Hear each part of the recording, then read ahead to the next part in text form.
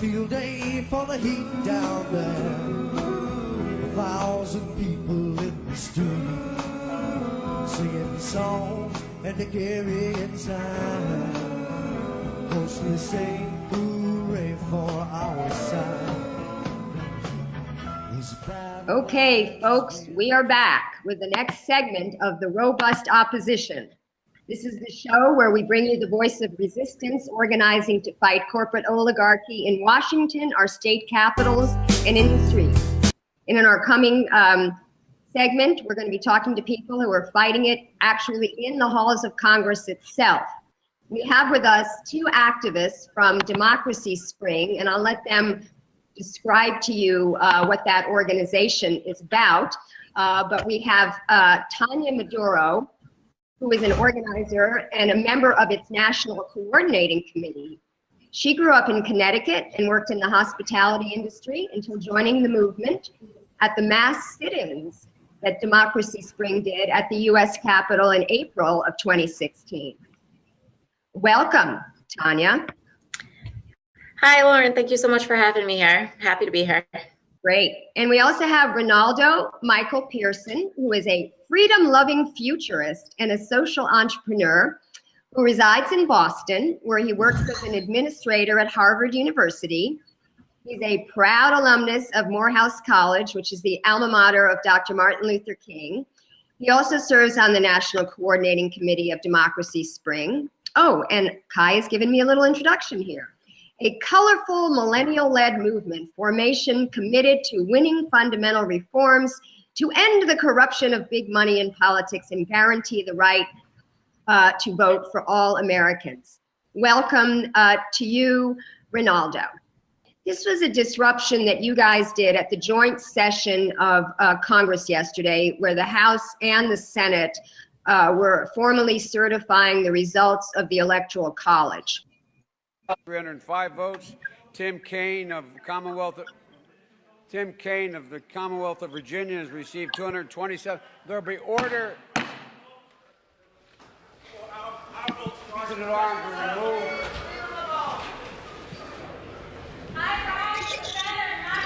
Sergeant arms are removed. This is from the gallery.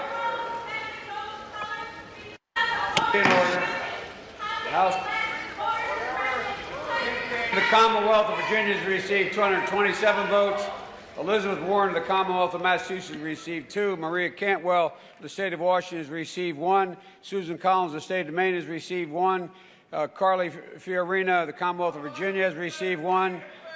The Sergeant at Arms will remove the protesters from the gallery. The chamber will be in order.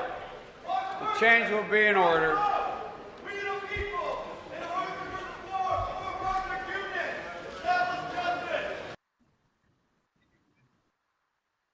All right, that was pretty awesome.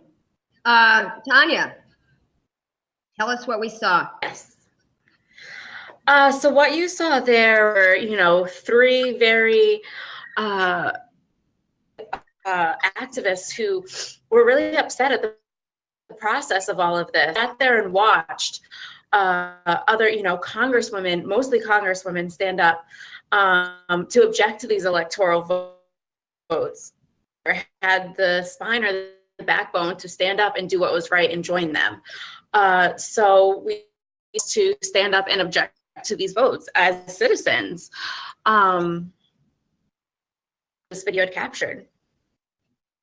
And what exactly did you say? Because he was kind of talking over you. Well, on my part, what I said is I rise to defend our democracy. We object to this electoral vote. Hundreds of thousands of American voters, especially those of color, have been suppressed. And I said, and then I just started getting really into my emotions, because being in that room and seeing especially like all the white men just boo the people who were brave enough to stand up and do what they believed was right. My emotions, and I just said, how can we let voter suppression affect millions of voter color? And then I was taken out by then. Wow. So Renaldo, why don't you describe what we just saw you doing? Well, you saw me standing up to submit a citizen's objection to the congressional certification of the Electoral College vote. As you already alluded to the fact that I am an alumnus of the alma mater of the late Dr. Martin Luther King. The thing he said just would not allow me to sleep, and that is our lives rather, begin to end the day we start to become silent about the things that matter. And Black votes matter, brown votes matter, Asian votes matter, and those were the votes precisely silenced by the hundreds of thousands through the racist, undemocratic, and illegal interstate cross-check system that literally purged their votes and literally made the difference in the critical swing states that Mr. Trump illegitimately won. So I was there to make sure that I would stand up and not be silenced, representing all of the hundreds of thousands of minority voters who were silenced. Now, what was the reception to the two of you? Did people speak to you? Did they cheer you on? Were they angry with you? Michael, I keep saying Michael. We had two Michaels in the last segment. Renaldo, you want to speak first? Sure, that's fine. My middle name is Michael, so that works. Nevertheless, the reception was, I was really, I should say, satisfied and I should say pushed on, inspired is the word I'm looking for, to see the Black woman of the Congressional Black Caucus, Maxine Waters, Sheila Jackson Lee, Barbara Lee, literally become the conscience of that chamber and the driving force behind the objections, because they stood up time and time again after each state votes were called out by Joe Biden and Vice President Biden and the staff there. They stood up time and time again to object, citing voter suppression, citing Russian interference, citing the illegal sitting of the voters in several states who were technically unqualified to sit on behalf of Mr. Trump. So it was really good to hear from them. And then when I stood up, after those congresswomen and other Congress members could not get one senator to join their objection in order to complete and certify that objection, when I stood up to submit a citizen's objection, it was good and inspiring to see Congresswoman Maxine Waters stand up and cheer me on and even scream and yell in my defense, freedom of speech, leave him alone. And you can actually hear that in the C-SPAN video. So that was the reception I received there. I thought I might be booed by some members of the gallery, but I wasn't. So it was really inspiring to see that, and most importantly, to be able to go home and go to sleep knowing that I'll be able to tell my children, should they exist in the future, since that future is so precarious now, that I stood and tried to stop this to the extent possible. That's great. And how about you, Tania? What reception did you get? In that moment, I know the people around me in the reception. Actually, I had a little piece of paper in my hand to take my basic notes on it, because sometimes, when you get, I just wanted to make sure I made sure that my points would get across. So I had that piece in my hand, and when I stood up, the people around me were telling me to sit down. I can't do that. The woman in front of me had the paper out of my hand. And then that is the reaction I got from the folks around me. Honestly, I'm not even too sure. I could not even pay attention to any of that, what was going on. But I did see Renaldo's reaction that I was able to get, because I was sitting down watching that, and that was like, see the women on the floor who were standing up for the voting suppression, objecting to these votes because of the voter suppression.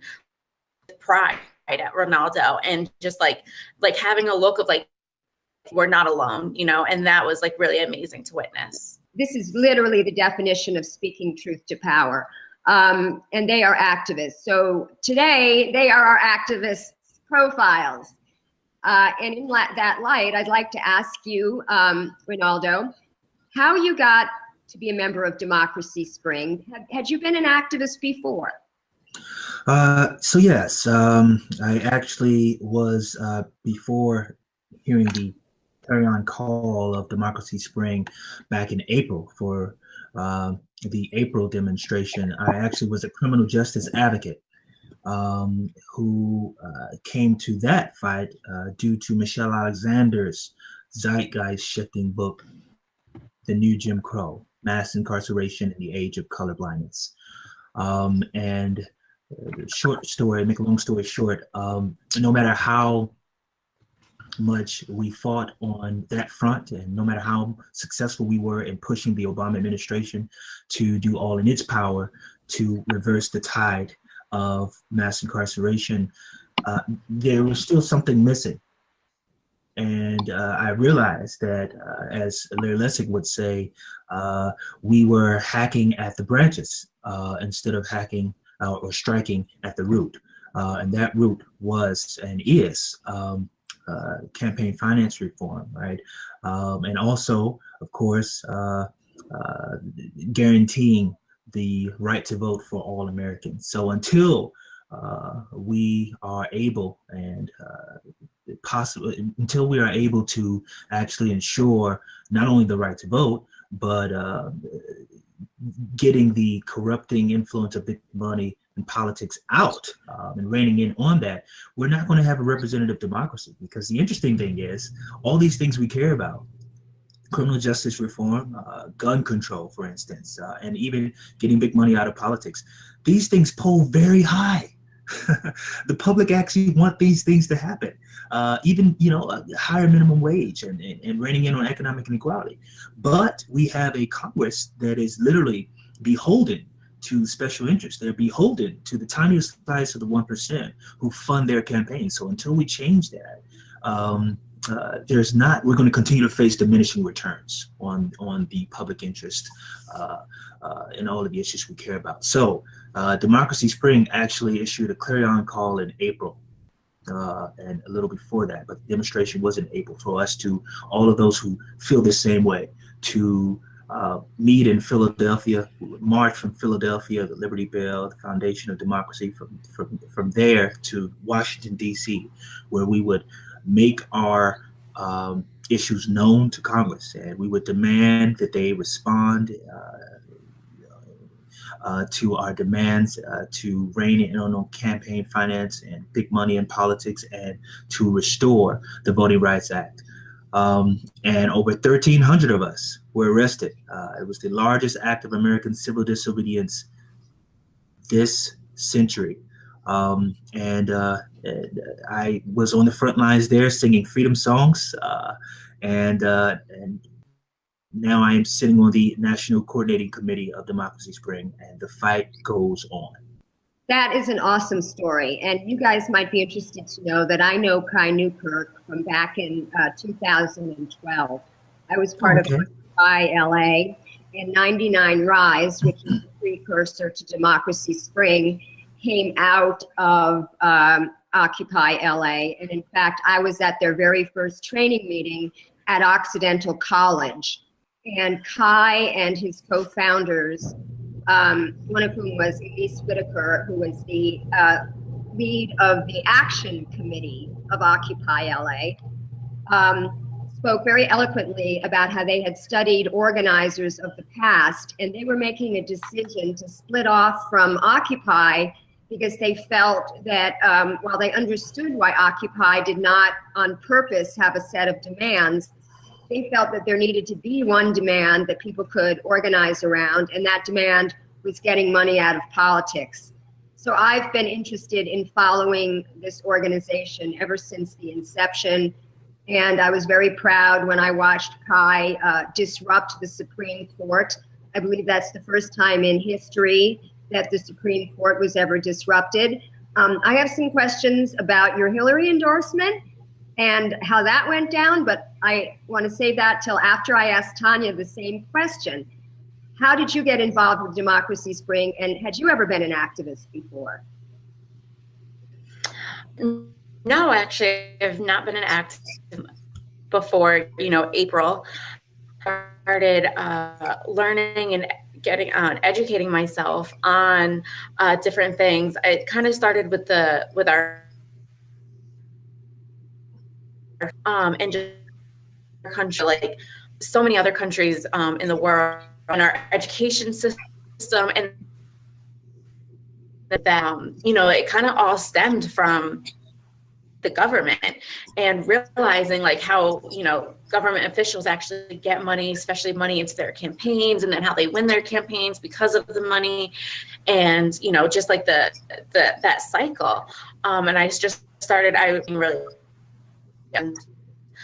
was home and complaining about it. I need to do something.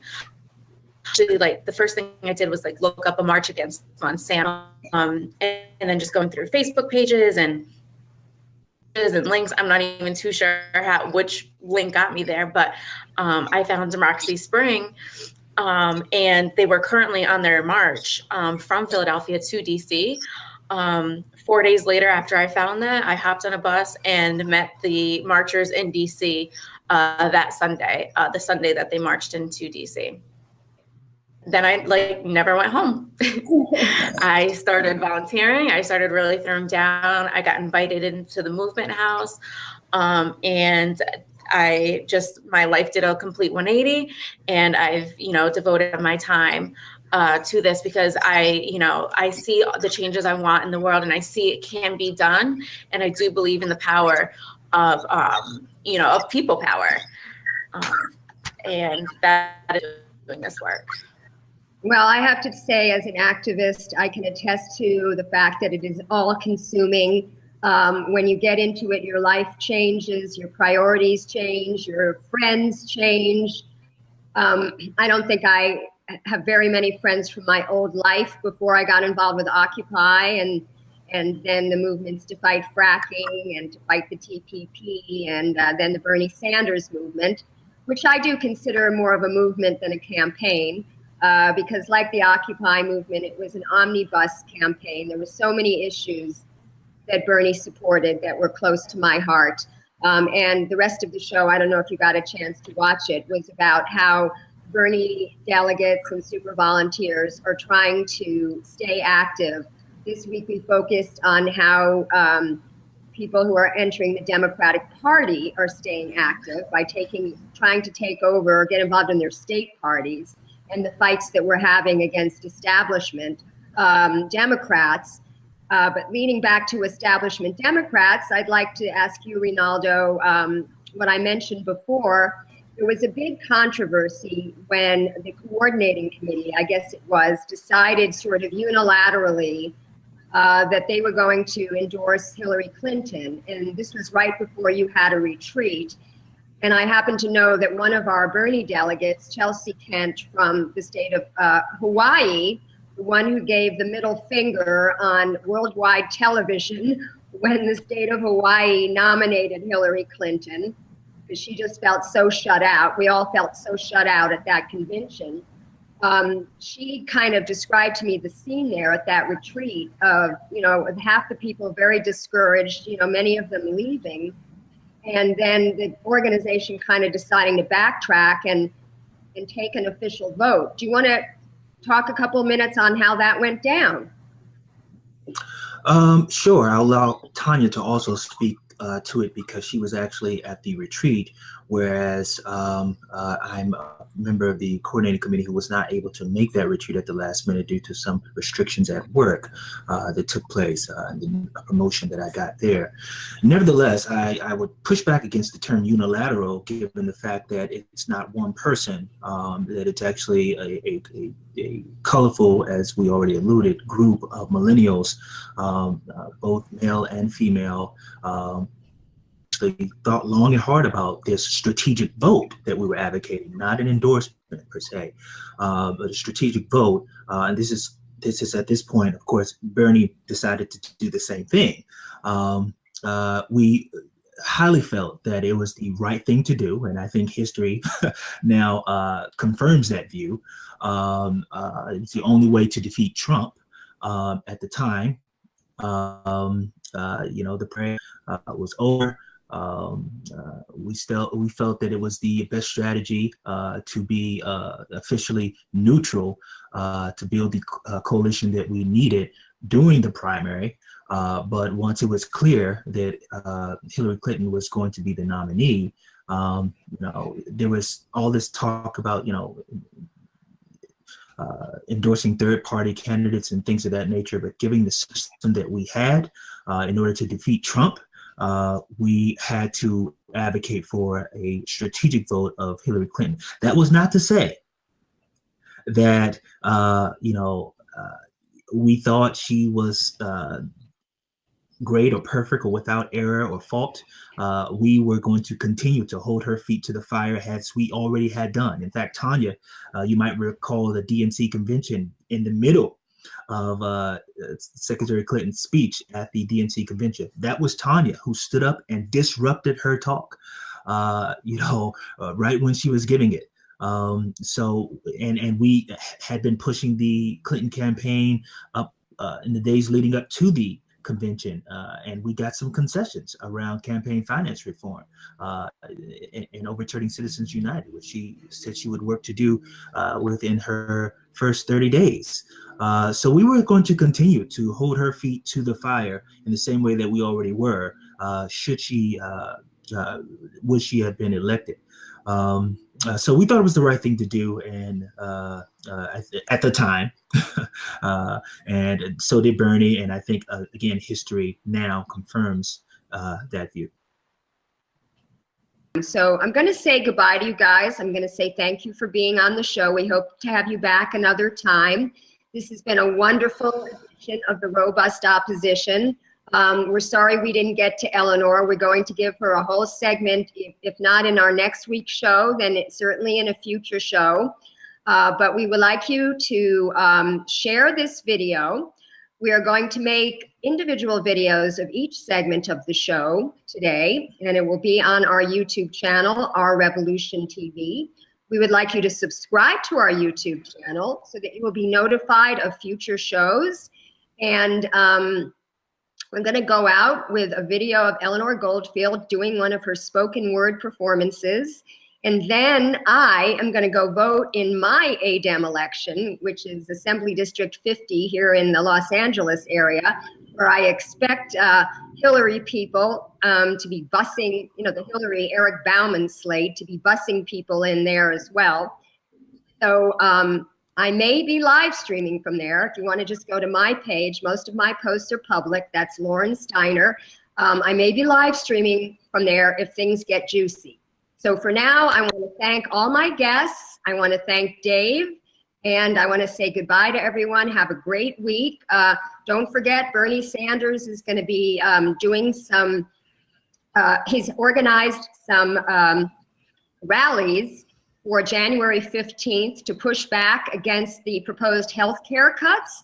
So look for emails from him or from Our Revolution in your email inbox, and participate in those rallies if you can, because we need to save Medicare, we need to save Medicaid. I don't care about saving Obamacare, because I think what he did was he sacrificed cost for coverage.